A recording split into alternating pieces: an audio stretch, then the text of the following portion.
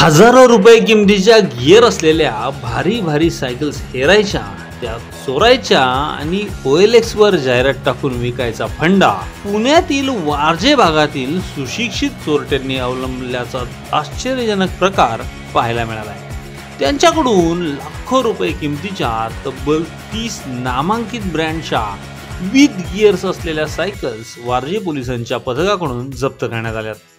अतिशय किचकट प्रकारचा हा गुन्हा मोठ्या शिथापीने उलगडत वारजे पोलिसांनी ही एक कौतुकास्पद कामगिरी केली आहे। या सायकल्स कोणत्या भागातील आहेत, त्यांचे पुढे काय होणार, कोणाला या सायकल्स देण्यात येणार याबाबत वारजे पोलीस स्टेशनच्या गुन्हे शाखेचे पोलीस निरीक्षक निळकंठ जगताप यांनी चेकमेट टाइम्सशी बोलताना सांगितले की या व्हिडिओचे सहप्रायोजक आहेत परंपरा रंगांची, ओळख आहे आम्हाला आपल्या निवडीची, रंग कलर्स ऑफ लाईफ। पुण्याच्या शिवने उत्तम नगर उपनगरातील दर्जेदार वस्त्रांचे सर्वोत्तम दालन, जिथे आपल्याला मिळतील साड्या, रेडीमेड्सच्या विलोभनीय व्हरायटीज, पुरुष आणि लहान मुलांसाठी स्वतंत्र दालन। एकदा नक्की भेट देऊन खात्री करा। रंग colours of life. Anjani lawns मंगल कार्यालय, कोंडवे धावडे, पुणे। पार्किंग, जेवणाचा स्वतंत्र हॉल आणि वधूवरांच्या सुसज्ज खोल्यांसह बजेटमध्ये असलेले एकमेव खात्रीशीर मंगल कार्यालय। वारजे माळवाडी पोलीस स्टेशनच्या अंतर्गत एक सायकल चोरीचा गुन्हा दाखल आहे 277/24। या दाखल गुन्ह्यातील तपास करत असताना गेले 1 ते 1.5 महिन्यापासून या गुन्ह्याचा तांत्रिक तपास चालू होता आणि तांत्रिक तपासादरम्यान काही व्यक्ती ह्या आयडेंटिफाय झालेल्या होत्या। मग त्याचा मागोवा घेत गेल्यानंतर असं लक्षात आलं की शिवशंकर जाधव आणि अभिषेक जाधव अशा ह्या दोघांनी मिळून ह्या सायकल चोरीचा गुन्हा केल्याचं निष्पन्न झालं। त्यानंतर त्यांच्यावरती ट्रॅप लावून त्यांना पकडण्यात आलं। पकडण्यात आल्यानंतर असं लक्षात आलं की त्यांची एक साधारणपणे मोडस अशी होती की एका ठिकाणाहून ते सायकल चोरत असत आणि जवळच 1 किंवा 1.5 किलोमीटर अंतरावर दुसऱ्या ठिकाणी नेऊन सायकल ठेवत असत, त्याला लॉक वगैरे लावून, आणि OLX वर जाहिरात करत असत। आणि OLX वर जाहिरात केल्यानंतर ज्यावेळी कस्टमर येत असे तर कस्टमरला दाखवायला परत तिसऱ्याच जागी सायकल घेऊन जात असत। त्यामुळे प्रत्यक्ष चोरलेली सायकल ही वारजेतून चोरल्यानंतर तिचा व्यवहार कर्वेनगरमध्ये केला जात असे आणि कर्वेनगरमध्ये ती परस्पर अन्य एका ठिकाणी दाखवून जे काही 1,500, 2,000, 2,500 जेवढे काही पैसे मिळतील तेवढे घेऊन लगेच परस्पर सर्व वरच्यावर होत असे। आणि त्यामुळं अशा चोराला पकडणं हे खूप जिकिरीचं काम होतं।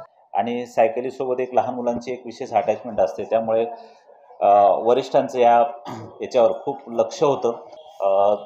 झोन 3 विभागाचे माननीय पोलीस उपायुक्त संभाजी कदम साहेब आहेत किंवा कोथरूड विभागाचे सहाय्यक पोलीस आयुक्त रंगनाथ उंडे साहेब आणि वपोनी मनोज शेडगे साहेब यांच्या मार्गदर्शनाखाली हा तपास गेले 1 ते 1.5 महिना अत्यंत गोपनीयरित्या हा चालू होता आणि त्याच्यातून हे निष्पन्न झालेलं आहे। कारण हा विषय थोडा मुलांशी निगडीत आहे। हे सर्व लहान लहान मुलं, त्यामुळे बरेच मुलं चोरी झाल्यानंतर येऊन रडणं वगैरे हा प्रकार झालेला होता आणि त्यामुळे यावर विशेष लक्ष देऊन केलेलं। तर त्यामध्ये आमच्या तपास पथकाचे अधिकारी सपोनी रणजित मोहिते आणि पोलीस उपनिरीक्षक पारवे आणि त्यांचं पथक यांनी त्याचा मागोवा घेत गेल्यानंतर असं लक्षात आलं की हे दोघांचं राहणं हे रामनगरमध्ये आहे आणि त्यानंतर त्यांना पकडल्यानंतर त्यांच्याकडून आत्तापर्यंत साधारणपणे 30 सायकली ह्या आपण जप्त केलेल्या आहेत आणि सर्व सायकली ह्या गिअरच्या आहेत आणि खूप महागड्या आहेत।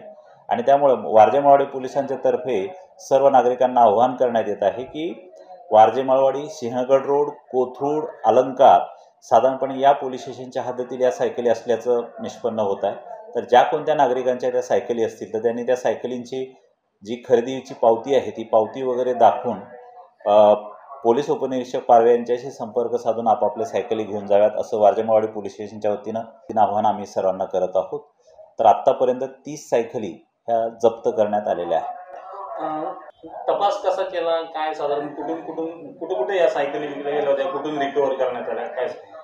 नाही, सायकली ह्या साधारणपणे त्यांची मोडस मी तुम्हाला सांगितलेली आहे त्याप्रमाणे मोडस होती। मग काही ठिकाणी आम्हाला CCTV फुटेज प्राप्त झालं होतं, काही ठिकाणी आम्हाला मोबाईलचं डमडाट्यावर आम्ही काम केलं आणि त्याच्यानंतर त्या दोन्हीचं हे करून तांत्रिक विश्लेषणाच्या आधारे आम्ही हे केलेलं आहे। आणि बऱ्याचशा भागामध्ये सायकली ह्या त्यांनी दिलेल्या होत्या। मग त्यांनी नंतर एकदा हे केल्यानंतर तपासात त्यांनी पण सहकार्य केल्यामुळे त्यांनी त्या सर्व सायकली आपल्याला ट्रेस आउट करता आल्या। कारण OLX वरचा डाटा मिळणं खूप अवघड आहे। OLXची आत्तापर्यंत भरपूर वेळा पत्रव्यवहार केलेला आहे, पण यांनी यांचं अकाउंट ते डिलीट केलेलं आहे आणि त्यामुळे OLX वरून पाहिजे ती माहिती आपल्याला मिळत नाही. कदाचित हा आकडा यापेक्षा आणखीन मोठा असू शकतो, पण आत्तापर्यंत 30 सायकली आपण जप्त केलेल्या आहे.